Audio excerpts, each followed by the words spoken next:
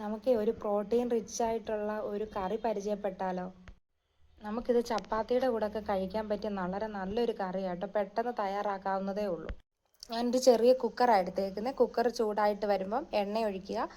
എണ്ണ ചൂടായതിന് ശേഷം കടുക് ഇടുക. കടുക് പൊട്ടിയതിന് ശേഷം വെളുത്തുള്ളി, ഒരു ചെറിയ സവാള, 2 പച്ചമുളക്. ഞാനിവിടെ ഒരാൾക്കുള്ള കറിയാണ് ഉണ്ടാക്കുന്നത്.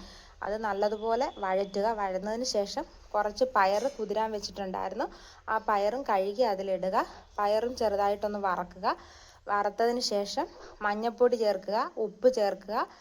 ഉപ്പും ചേർത്തതിന് ശേഷം ആവശ്യത്തിന് വെള്ളവും ചേർത്ത് നമുക്ക് വേവിക്കാൻ വെക്കാം. ഏകദേശം 6-7 വിസിൽ വന്നാൽ മതി. വിസിൽ വന്നതിന് ശേഷം ഓപ്പൺ ചെയ്യാം. നമുക്ക് നല്ലതുപോലെ ഉടച്ചു കൊടുക്കാം. ഈ കറി നല്ല ഒരു ടേസ്റ്റി ആയിട്ടുള്ളതും വളരെ എളുപ്പത്തിൽ തയ്യാറാക്കാൻ പറ്റുന്നതുമായ ഒരു കറിയാണ്. നമുക്ക് മസാലകളോ ഒന്നും ആവശ്യമില്ല. വളരെ പെട്ടെന്ന് ആർക്കും തയ്യാറാക്കാവുന്നതേ ഉള്ളൂ.